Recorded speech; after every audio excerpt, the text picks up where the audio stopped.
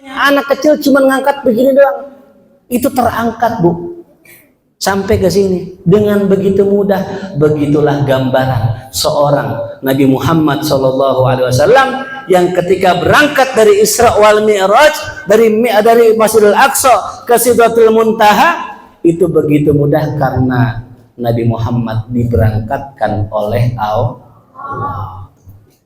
Cuman yang kita fokus jangan sekedar Isra Mi'rajnya, kita sudah hafal dah. Saya yakin orang kampung sini udah paham bagaimana Isra Mi'raj. Silakan buka kitab, namanya kitab Dardir. Namanya kitab apa, Bu? Ntar pulang cari nih di YouTube, kitab Dardir. Namanya apa tuh? Bukan Darderdor, bukan. Kalau Darderdor waktu kecil, nah itu Darderdor itu. Ini Dardir nama kitabnya. Silakan cari. Itu, Bu, kisahnya lengkap dari A sampai Z. Saya pengen ambil kesimpulan dari Isra wal Mi'raj. Ya, dibuat ibu-ibu nih. Kira-kira, Bu, Isra Mi'raj, boleh saya maju? Nah, buat kalau ini nggak nyampe ke depan. Kira-kira kisah Isra Mi'raj itu berbicara tentang apa selain perginya Nabi ke Sidratul Muntaha? Kejauhan. Apanya kejauhan? Tentang apa Nabi di Isra Mi'rajkan sama Allah untuk ngapain, Bu?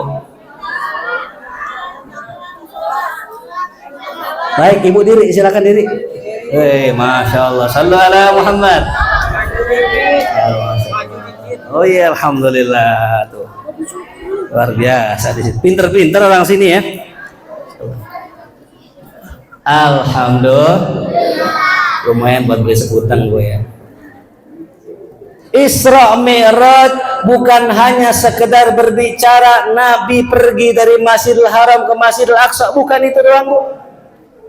Bukan soal Nabi berangkat dari Masjidil Aqsa ke Sidratil, tapi Isra Mi'raj hakikatnya berbicara tentang perintah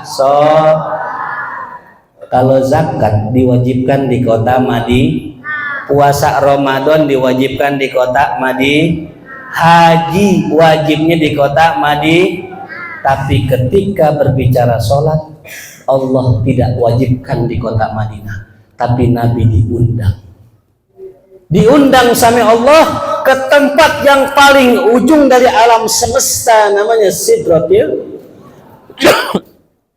Itu Sidratil Muntaha, Bu, itu masih tempat. Masih apa?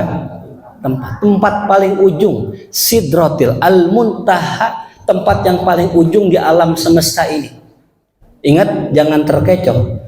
Ketika Nabi diberangkatkan ke Sidratil Muntaha, itu bukan tempatnya Allah, Bu. Ya, Pak, bukan tempatnya apa?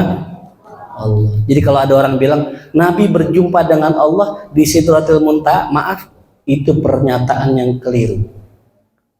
Kelirunya dari mana? Karena Nabi ketika berjumpa dengan Allah, kalau seandainya orang memahami perjumpaan Nabi dengan Allah di Sidratil Muntaha, berarti mereka menempatkan Allah di Sidratil. Itu bukan tempatnya Allah. Allah nggak butuh tempat, Pak. Tapi Sidratil Muntaha adalah tempat bagi Nabi Muhammad, bukan tempat bagi Allah. Di tempat itulah Nabi Muhammad menerima perintah sholat. Saya mau tanya, kok perintah sholat mesti diundang sampai sana sih? Kok Nabi Muhammad mesti diundang sampai Sidratil Muntaha? Ini pelajaran besar buat kita, Bu. Ini berarti perintah sholat, perintah yang bukan main. Nabi Musa alaihissalam ketika diangkat menjadi rasul, ketika diperintahkan untuk berdakwah, di mana Nabi Musa diperintahkan? Di bumi. Innaka fil wadil muqaddasi. Itu adalah tempatnya Nabi Musa, bukan tempatnya siapa? Allah. Begitupun Nabi Muhammad ketika diisrakan oleh Allah, dia dikhitabkan untuk memerintah perintah sholat, itu adalah tempat Nabi Muhammad, bukan tempatnya Allah. Karena akidah kita Ahlus Sunnah wal Jamaah mengajarkan bahwasanya Allah itu tidak sama dengan laisa kamislihi syai'un. Allah tidak serupa dengan makhluk. Allah tak seperti kita. Allah tak butuh kursi untuk duduk. Allah tak butuh tempat. Sebelum tempat ada, Allah sudah ada. Nah ini yang jadi kesimpulan kita, betapa dahsyatnya perkara sholat. Saya mau cerita sedikit. Belum lama kemarin malam, saya punya murid datang ke rumah. Jam 2 malam, Pak. Jam 2 malam. Dicerita, guru manggil saya guru. Saya beberapa hari yang lalu bermimpi, guru. Mimpi apa? Saya bermimpi saya di suatu majelis. Di situ ada antum dengan Habib Umar. Mungkin sebagian kenal Habib Umar bin Muhammad bin Salim bin Hafid, salah satu tokoh ulama sekarang, Habib Umar. Di mimpi tersebut, ketika saya datang, Habib Umar tiba-tiba turun dari tempatnya, beliau menunduk karena kedatangan sesosok yang mulia, Nabi Muhammad SAW. Ternyata di mimpinya hadir Nabi Muhammad. Ketika hadir Nabi Muhammad, ini murid saya cerita, itu Rasulullah di belakang saya, guru. Saya nggak bisa memandang wajahnya karena begitu wibawa baginda Rasulullah. Beliau, saya punya murid, nundukin kepalanya.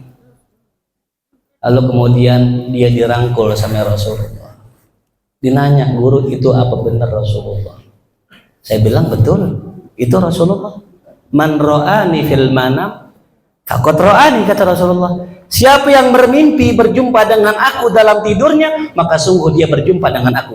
Karena apa? Fa inna syaitan la yumattsilu bi. Karena syaitan tidak bisa menyerupai baginda Rasulullah. Cuman nih murid saya, maaf hadirin, bukan ustaz, bukan kiai, bukan orang alim, bukan santri, bukan orang biasa, fotografer. Kalau acara maulid suka moto, kalau pengajian suka ngerekam, streaming dan sebagainya, hanya petugas streaming hadirin. Saya bilang itu Rasulullah. Ya, cuman karena makomnya belum nyampe, dia nggak bisa memandang wajah Rasulullah. Nggak sembarang orang Pak bisa mandang wajah Rasulullah. Mimpi mungkin, tapi memandang wajah yang mulia, nggak semua orang mampu. Mudah-mudahan kita bisa ngimpi Rasulullah. Saya bilang sama itu orang, jangankan ente yang tukang streaming, yang tukang moto, tukang yang masang umbul-umbul acara maulid, itu nanti perhatiin Pak. Ini yang nyumbang-nyumbang buahan, ya. Siapa yang nyumbang ini? Ada yang nyumbang ini? Ini diperhatiin Pak, Bu, sama Rasulullah. Siapapun orang yang berkontribusi dalam acara peringatan maulid, dalam acara peringatan Isra wal Mi'raj, dibacakan sholawat dan maulid, maka Nabi perhatian dengan orang itu. Cuman emang belum rezeki kita ketemu Rasulullah. Nah ini cerita. Kemudian dirangkul sama Rasulullah, apa yang dipesankan sama Rasul buat nih murid saya? Kata dia, guru, Rasulullah ngomong gini, guru. Ya fulan, jangan lupa qodok sholat. Jangan pernah tinggalin. Udah itu doang nasihatnya. Nasihatnya buatnya orang mungkin dulu masih di agak muda-mudaan sering ninggalin yang namanya sholat, Pak, Bu, itu nggak boleh kita tinggal. Lagi nggak bisa diri, orang sholat wajib sholatnya duduk. Cuman nih mohon maaf nih hadirin, ini kadang-kadang kalau orang tua kan, sebagian orang tua itu kadang dari rumah jalan kaki bawa bangku yang bisa buat sholat, sampai masjid sholatnya duduk. Saya mau tanya, ada yang aneh gak? Apa yang aneh? Dari rumah jalan sampai masjid duduk, lah kan bisa diri tadi. Emang kalau jalan terbang dia begini? Enggak kan ya? Jadi bagaimana yang benar Ustadz? Dari rumah jalan bawa bangku sampai masjid sholatnya diri, kan tadi bisa jalan dari rumah, bener gak? Terus bagaimana Ustadz kalau dia nggak bisa sholat diri? Ya duduk. Pertanyaannya, bisa diri gak? Bisa. Makanya nggak boleh orang sholat duduk kalau masih bisa di. Terus bagaimana Ustadz? Dia bawa bangku dari rumah, ditaruh nih contoh ya, saya contohin ya. Nah itu ada bangku, itu tuh bangku sholat bukan? Nah tolong dia, tolong, wah tolong, izin. Ini saya praktekin, ini sering nih dipakai nih sama orang. Dia dari rumah jalan kaki, bawa apa nih? Bangku, berat nggak? Terus sampai ke masjid ditaruh begini. Dia sholatnya gimana? Dulu saya mau tanya, sah apa enggak? Enggak sah. Loh kok bagaimana Ustaz? Kok nggak sah? Ya dia diri dulu, harusnya diri dulu. Allahu Akbar. Kalau emang sakit baru apa tuh? Begitu caranya. Jadi nggak boleh langsung apa tuh? Nggak boleh langsung duduk. Lah kan tadi bisa jalan. Betul. Bisa dipahami omongan saya? Jadi kalau mau duduk ya diri dulu, taruh di sini nih. Salat diri, Allahu Akbar, dirasa pegel baru duduk. Nah begitu. Makanya kudu ngaji fikih, kudu belajar fikih. Ada gak yang tahu kitab fikih Pak? Kitab fikih yang dipelajarin orang Betawi apa nama kitab? Kitab apa nama kitab fikih?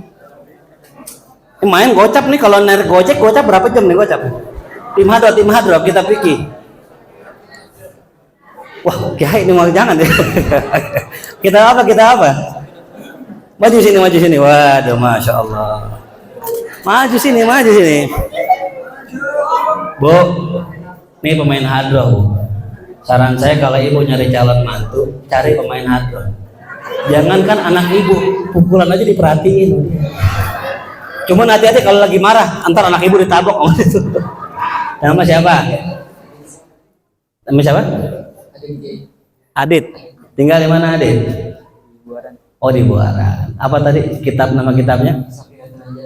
Safinatun Alhamdulillah. Sallu ala Muhammad.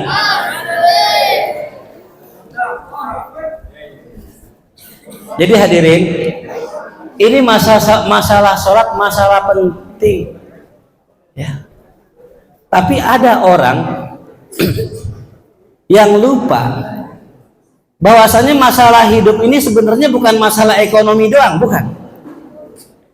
Belum lama ada orang curhat sama saya. Ini orang curhat, guru, rumah tangga saya berantakan banget, Bu. Saya langsung jawab, Bu, nggak pakai omong panjang. Pasti sholatnya berantakan. Lo kok tahu, Ustadz? Lah memang orang kalau sholatnya berantakan, hidupnya karena hidup bukan urusan ekonomi. Saya mau tanya, banyak nggak orang yang ekonominya bagus, punya rumah bagus, kendaraan bagus, cerai? Banyak nggak? Artis kaya nggak, Bu? Artis cerai nggak, Bu? Siapa yang cerai artis, Bu? Siapa? Banyak. Kaya nggak artis? Berarti urusan cerai masalah kaya atau miskin? Enggak terkait masalah itu. Rumah tangga bisa bagus kalau seandainya sholatnya bagus. Kan kita kalau doa orang kawinan, apa doanya? Allahumma barik lana. Marah gitu. Ini bawaannya belum makan kali ya? Kayaknya doa makan yang ingat, tapi gimana, Bib? Allahumma barik lahuma wa barik alaihima wa jama'a bainahuma fi khair. Kita minta keberkahan dalam rumah tangga. Apa kuncinya keberkahan? Litaskunu ilaiha. Rumah tangga nomor 1 harus adanya tahu sakinah, Bu? Bukan nama masjid, bukan ya. Nih sakinah, Bu, dalam kitab Ar-Raghib Al-Asfahani, Imam Ar-Raghib mengatakan sakinah itu adalah tenang setelah bergerak. Jadi kalau saya jalan, kemudian saya duduk, saya tenang, itu namanya sakinah. Yang kedua, ada yang namanya tumakninah. Apa tumakninah? Sama maknanya. Dia gelisah, dia cemas, dia khawatir, kemudian dia tenang, namanya tumakninah. Kalau rumah tangga butuh sakinah, sholat kudu tumakninah. Intinya apa? Mau sholat kek, mau rumah tangga kudu Apakah tenang hanya sekedar urusan duit? Ibu-ibu kalau punya laki kaya nih, Bu, berangkat ke Bandung 3 hari, tenang nggak Bu? Kenapa nggak tenang?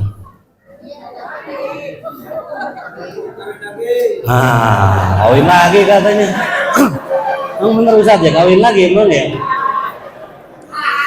Makanya Bu, punya suami kita doain istiqomah. Kita doain biar kita angkat tangan. Semoga suami kita istiqomah.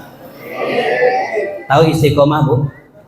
Istrinya 3 dikontrakin rumah. Ya, udah kadang amin. Tahu bener ya? Canda Bu, canda. Makanya alhamdulillah Bu, tahun lalu nih 2024 istri saya 4 Bu. Anaknya istrinya berapa? Tuh ya udah istiqomah. Jadi yang namanya sholat butuh tenang, rumah tangga butuh kuncinya, segala sesuatu tenang Bu. Bapak-bapak nih, kalau seandainya bininya marah-marah, kalau pulang kerja kan capek, hati nggak tenang, habis diomelin bos dan sebagainya. Pulang ke rumah bininya marah-marah, hati nggak tenang, ribut gak? Ribut. Tapi kalau suaminya tenang, pulang dari masjid, pulang sholat, pulang wirid, hati tenang, bini ngomel-ngomel, lakinya diam Bu. Apa tadi? Boro-boro. Kayaknya nggak terima banget kan? Lah bener Bu, orang kalau habis dari masjid bawaannya bini ngomel, lakinya diam, selesai, aman rumah tangga. Kenapa? Kunci rumah tangga ada pada lisan suami. Suami bilang saya cerai nggak? Tapi kalau bini bilang cerai sampai 1 juta kali, cerai nggak? Makanya yang kita kudu jagain moodnya suami biar tenang gimana? Ya. Makanya bagaimana ini sholat kita bisa membuahkan ketenangan. Kalau sholat membuahkan ketenangan, rumah tangga membuahkan ketenangan, maka yang muncul adalah rezeki min haitsula yahtasib. Rezeki berdatangan Bu. Kalau hidup kita orang tenang, hatinya tenang, pikirannya. Kalau orang nggak tenang, pikiran nggak tenang, hati nggak tenang, nggak bisa nyari rezeki. Kalau mau rumah tangga berkah, rumah tangga harmonis, nomor 1 karena sholat bikin hati Tapi mohon maaf nih Pak nih, jangan kita diem bukan tanda tenang bukan. Ada orang diem gitu kan, ditegurin di diem, wah ini orang tenang banget, bukan. Nah, diem. Ibu-ibu ngomel, laki diem, ya bagus sih, nggak ribut. Cuman Bu, perlu kita lihat laki kita diem kenapa? Maaf, kadang ada laki diem, bini ngomel, laki diem, bini ngomel, laki diem, diem kawin lagi kan gitu.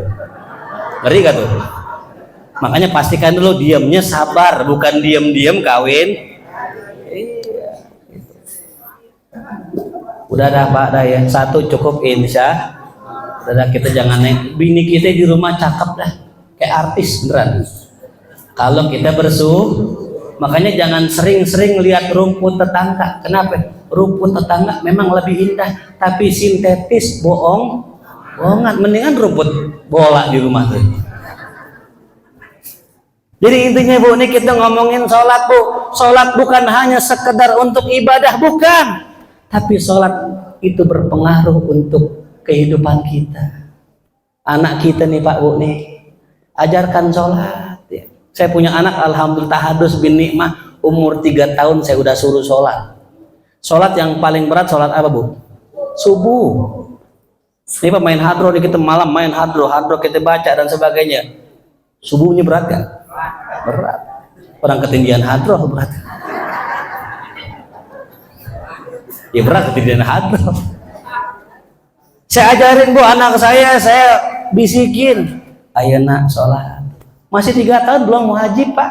Ajar sholat anak kita. Didik buat sholat. Kenapa? Kalau pengen punya anak yang sukses, pastikan anak kita rajin sholat. Dimulai dari siapa? Bapaknya dulu. Kan rame orang begitu ya. Kadang bininya sholat, suaminya kagak, mancing mulu. Ini bukan nyindir orang sini, bukan. Orang sini mah kagak ada yang begitu. Di sini nggak ada, di situ ada tuh. Orang sini mah saya yakin mah soleh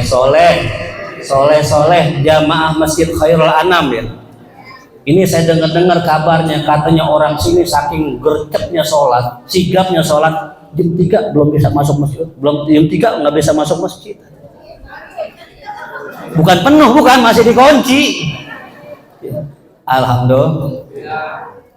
Saya ajak tuh anak kecil, anak saya sholat, istri sholat, enak Pak. Ya.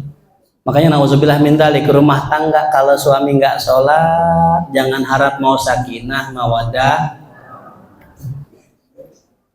Habib Rizik pernah ceramah dulu, saya ingat beliau ceramah gini. Ini ceramah beliau ya. Beliau bilang ada tamsil ya, seekor kebo ame anak kebo ame emaknya. Ini tamsil aja Bu, tamsil. Sewaktu azan ya di masjid, si anak kebo nanya sama emaknya, "Mak, itu suara apa, Mak?"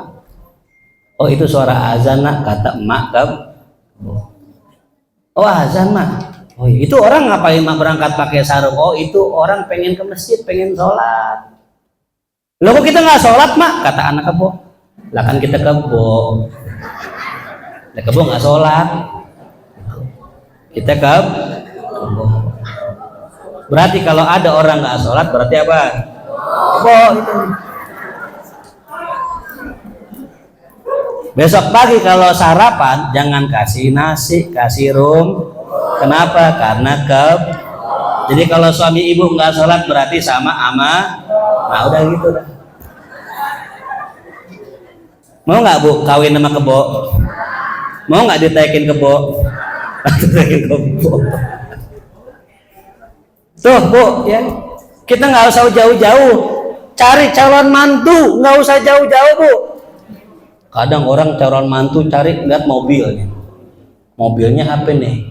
Grand Max apa Expander? Grand Max mobil mengantar paket. Maaf nih Bu, zaman sekarang calon mertua kalau nyeleksi calon mantu bukan dilihat dari ibadahnya, lihat dari kendaraannya. Betul-betul. Lihat nih ente sekolah udah sampai mana, S berapa? Kata calon mantunya, "Aneh S5 nih, 5 kagak ada." Saya kalau ada orang datang ke rumah, pernah saya punya adik ipar datang ke rumah, dia pengen dilamar sama orang. Yang saya tanya satu pertama, apal nggak niat mandi wajib? Itu orang yang pengen melamar keringat dingin. Dia nggak tahu tuh niat mandi wajib apa. Sekarang saya mau tanya orang tua bapak-bapak di sini, apal nggak niat mandi wajib? Nah, saya tanya, saya tembak aja langsung ya. Nah, saya tembak nih. Saya lihat yang sering mandi wajib siapa nih, saya lihat ini. Nah, ini. Ayo kita tes ya. Beliau ini kelihatannya sering mandi wajib. Kita.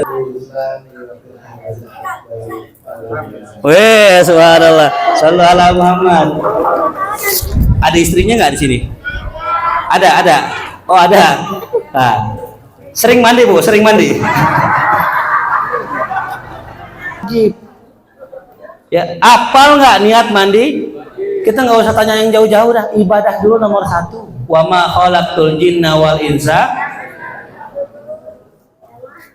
Terus yang kedua saya tanya ini calon mantu. Saya tanya, ada berapa rukun wudu? Anak hadro boleh, anak hadro berapa rukun wudu? Ibu-ibu dah, ibu rukun wudu tunjuk tangan Bu, yang tahu rukun wudu. Oh boleh, ibu diri ibu diri. Wajah 3, tangan sampai mana? Oh iya 4. Kepala siapa? Sampai mata kaki. Terakhir tertib. Ini. Tolong kasih, junior kasih ibu kasih. Hebat di sini guru fikihnya siapa ini pada ngerti. Oh masya Allah. Oke. Mudah-mudahan kita doain gurunya panjang umur sehat afiat. Tapi Pak, saya baca dalam satu kitab yang dikarang oleh Al-Imam Asy-Syaikh Abdul Wahhab Asy-Sya'rani. Syekh Abdul Wahhab Asy-Sya'rani mengatakan dalam kitabnya, ya, dalam kitab Hadil Hairin, bahwa Iblis menitipkan satu setan untuk menggoda manusia dalam seluruh amal kebaikannya. Inna likulli amalin syaitanan, sesungguhnya setiap amal ada setan. Ini kata beliau, di setiap amal soleh ada setannya. Orang mau sedekah ada setannya, orang mau sholat ada. Contoh mau sedekah nih Pak, mau sedekah, kita mau sedekah dari rumah, niat nih, pengen ngasih ke Masjid Khairul Anam, kita ngasih 500.000 dari rumah nih, dari rumah sampai di tengah jalan, jangan dah 300 aja, betul kan? Sampai masjid, jangan dah, cepet aja. Akhirnya yang masuk berapa tuh? Cepet. Ada suami pulang gajian, habis ngitung duit begini, kayaknya buat bini 3 juta aja nih. Dari kantor di tengah jalan, jangan boros bini aneh. Belanja ini mulu, Shopee mulu, Shopee. Ini ibu hati-hati bu, ibu-ibu kalau suka belanja Shopee izin sama suami bu. Takut-takut ibu-ibu yang sering belanja Shopee kagak pakai izin, takutnya kena azab, meninggal dipaketin. Karena jarang izin sama suami itu. Hati-hati bu ya.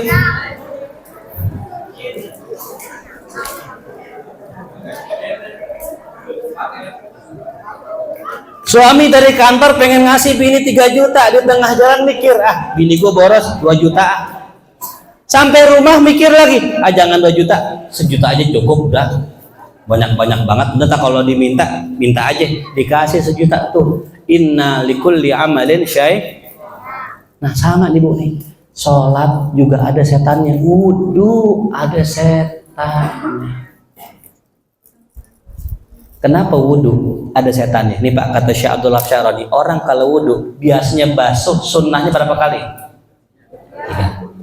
Muka, tangan, kepala, kaki. Tapi ada gak orang yang kalau wudhu satu-satu? Ada. Kenapa itu? Itu kena bisikan setan. Inna likulli amalin setan. Tiap amal ada setannya, termasuk wudhu. Kenapa iblis mengutus utusannya buat gangguin orang wudhu? Dari mulai harusnya 3 basuhan dikurangin jadi 2. Sempurna nggak kalau basuh cuma 2? Enggak.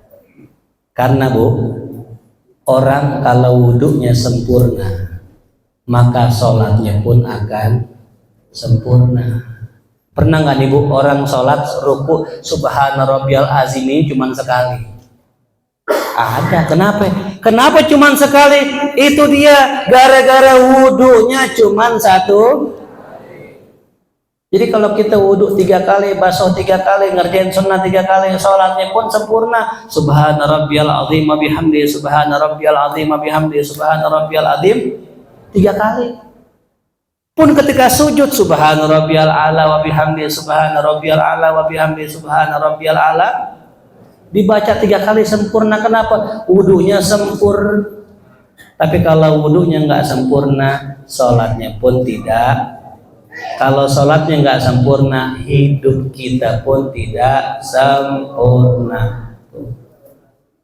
Makanya kalau pengen hidup baik, pengen hidup berkah, jangan lupa jaga Kalau pengen sholat baik, sholat sempurna, jaga wudhu.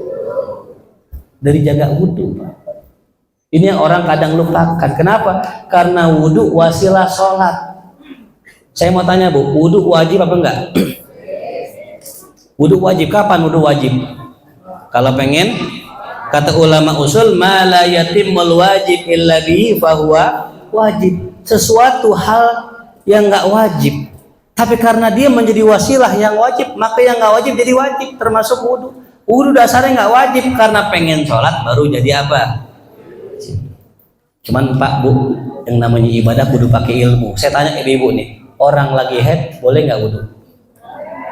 Ini contoh.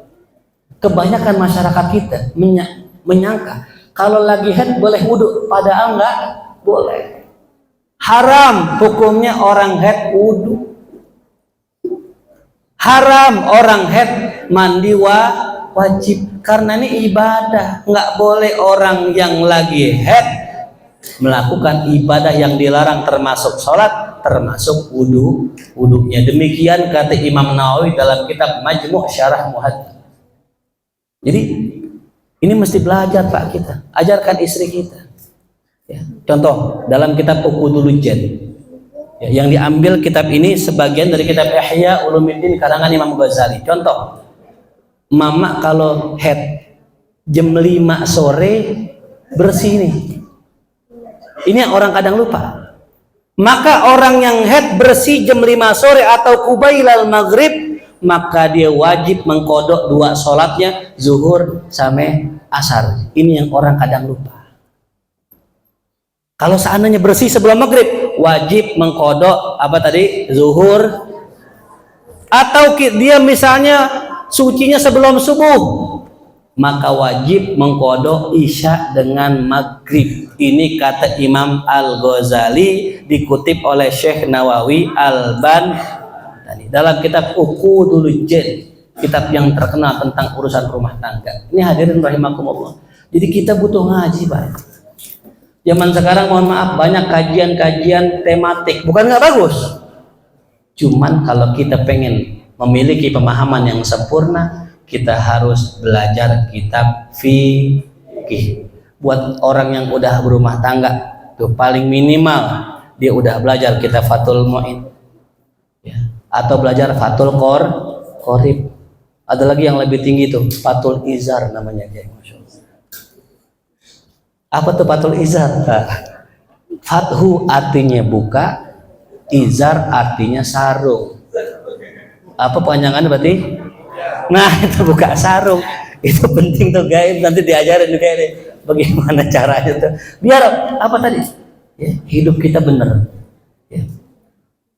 Nah jadi hadirin rahimakumullah ya, malam ini kita kembali mengingatkan bahwa peristiwa Isra Mi'rajnya Nabi Muhammad SAW itu untuk menerima perintah sholat. Jadi jangan sampai tinggalin. Buat yang masih punya utang sholat, baik harus dikod. Ada keterangan dalam kitab Fathul Mu'in, haram hukumnya. Orang yang punya kodok sholat atau ninggalin sholat di masa dulu, haram hukumnya ngerjain sholat sunnah. Jadi kalau kita pengen duha, jangan duha, ganti kodok sholat subuh 2 rakaat. Haram hukumnya Pak. Misal contoh malam kita kesiangan, subuh kesiangan, bangun jam 7 pagi. Hati-hati Pak, orang yang keseringan bangun subuh jam 7 pagi, kagak jam 5 subuh, bangun jam 7, hati-hati murtad. Emang apa? Murtad dia. Murtad artinya jemur pan. Lah jam 7 sholat. Lah kan nunggingin matahari dia. Bukan murtad keluar agama, bukan. Murtad apa tadi? Jemur. Jam 7 bangun. Boleh nggak duha? Nggak boleh Pak, sebelum mengerjakan sholat qada subuh. Ustadz, saya malu, masa jam 7 ngerjain sholat subuh, mau dikata apa sama mertua? Nah, pas lagi subuh, dia bangun jam 7, dia sholat. Allah, sami Allah, liman hamidah. Allahumma hadina fiman hadina. Mertuanya nanya, sholat subuh emang ada kunut? Sholat duha emang ada kunutnya sekarang? Begini Pak, dalam kitab Al-Adhkar Imam An-Nawawi, kata Imam Nawawi dalam mazhab Syafi'i, hukum kunut itu caranya ada 3. Caranya ada, nih kunut nih Pak, nih, ini ilmu nih, ingat-ingat ya. Kalau kunut yang pertama, angkat tangan, habis kunut usap muka. Habis kunut usap karena doa. Pendapat kedua, angkat tangan tapi nggak usah usap muka. Ini langsung wassallallahu ala sayyidina Muhammadin nabiyil ummi wa ala alihi wa sahbihi wasallam. Nggak usah usap muka. Pendapat keberapa? Yang pertama, angkat tangan, usap muka. Pendapat kedua, angkat tangan nggak usah usap. Yang begini ketahuan mertua, Dika. Ini sholat subuh nih, kodok nih. Biar nggak ketahuan bagaimana? Pendapat yang ketiga, yang namanya kunut, kata Imam Nawawi, nggak usah angkat tangan, nggak usah usap muka. Jadi sami Allah liman hamidah, begini aja. Allahumma hdina fiman hadait. Mertua tahu nggak? Nggak tahu, aman gitu. Makanya kudu ngaji. Ya, gitu. Ibu-ibu kalau mau ngaji sama saya gampang Bu, jangan zaman sekarang nggak usah capek-capek pergi ke Bukit Nampang, nggak usah. Silakan buka channel YouTube saya. Oh, punya handphone nggak Bu? Punya akun YouTube nggak? Nah, buka, namanya Ahmad Al Farisi. Jangan lupa like, comment, and subscribe. Jangan lupa nyalain tombol beduknya. Mudah-mudahan insya Allah kawan waktu kita bisa berjumpa lagi. Karena nggak berasa udah 10:30. Nah saya kebuli takutnya keburu dingin. Ya sebelum saya tutup saya pantun dulu. Boleh pantun Bu? Bilang cakep ya. Buah semangka, buah manggis, buah jeruk, buah kecapi, itu nama buah-buahan. Assalamualaikum warahmatullahi wabarakatuh.